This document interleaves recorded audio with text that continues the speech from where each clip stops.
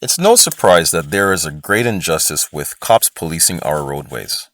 In the presence of police, some of us face racial prejudices, while others battle youth or gender related discrimination. Either way, the overall issue is that policing of our roadways is a biased, corrupt, money generating scheme. Let me explain. I'll begin with this. We've come a long way since the times of horse drawn buggies and dirt roads. Now we have magnetic trains and cars driving on asphalt. Undoubtedly, roads are much smoother now than they were long ago. And during bitter winters, most of us would prefer a warm, dry concrete building over a cold, damp wooden shed. The bottom line is, to achieve this, construction is vital.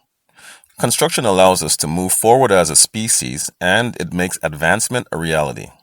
Construction makes innovation tangible. Construction materializes technology.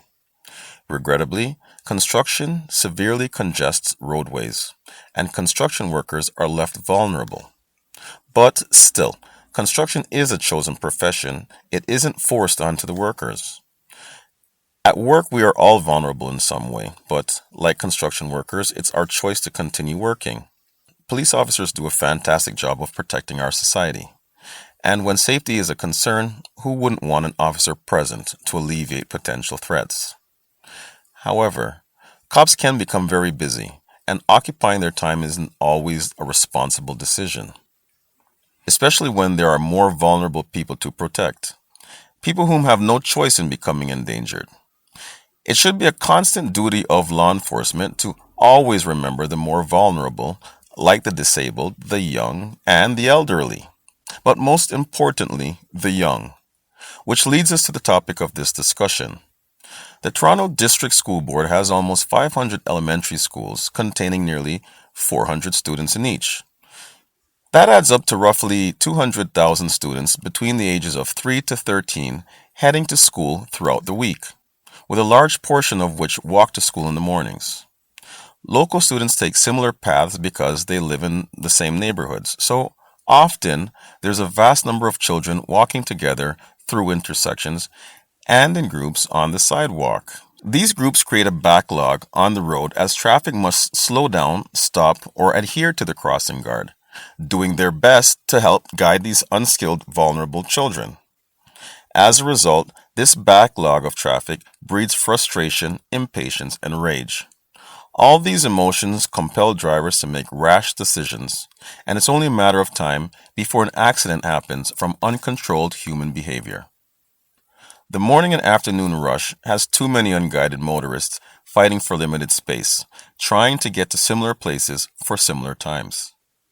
Uncontrolled emotions such as frustration, impatience, and rage causes people to take chances like racing through stop signs without stopping.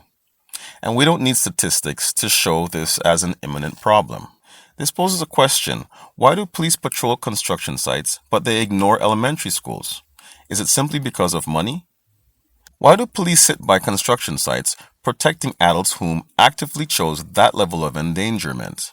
Why do they sit there protecting workers whom already have an arsenal of safety precautions in place, like high visibility clothing, barricades for directing traffic, and a library of legal signs at their disposal?